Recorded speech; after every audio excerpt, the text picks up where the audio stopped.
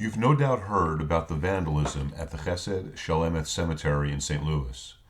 And just days later, the same fate befell the Mount Carmel Cemetery in Philadelphia. Many have asked what they can do, especially if they don't live near the affected cemeteries. JewishGen has two ways for you to help safeguard memorials to past generations for future generations. JewishGen is a nonprofit organization founded in 1987 and is the internet source for those doing Jewish genealogical research. Its website is free to registered users and contains in excess of 22 million searchable records in various country and subject databases.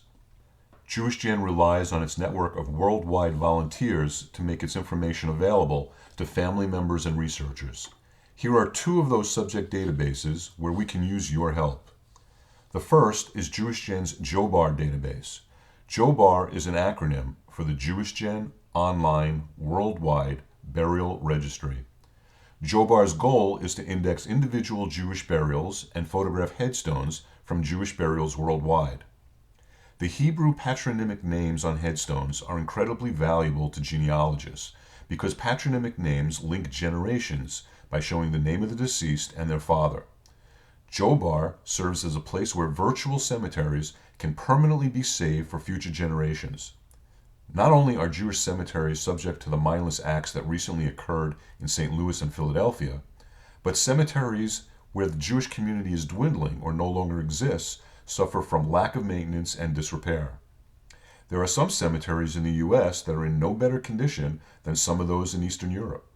In addition, stones naturally break down over time. JOWBR currently includes more than 3 million records from 125 countries. JewishGen recently created a second similar database.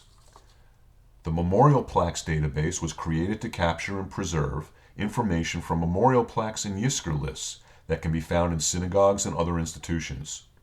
Memorial plaques and Yizkor lists have some of the same information as headstones.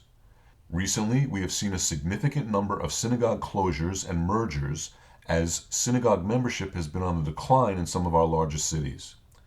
Memorial plaques and Yizkor lists are either being lost, sold, or stored where they can't be seen. You may have read recently that a synagogue in Chicago was closed, and after trying to return as many plaques as possible to living relatives, consideration was given to melting down the remaining plaques. The Memorial Plaques database works the same way as the JOWBR database.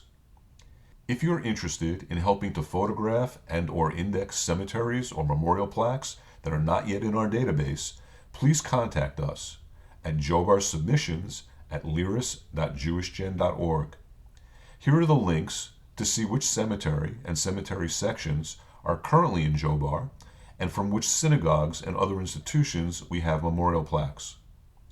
With your help, we hope to preserve cemetery and memorial plaque information and photographs for future generations.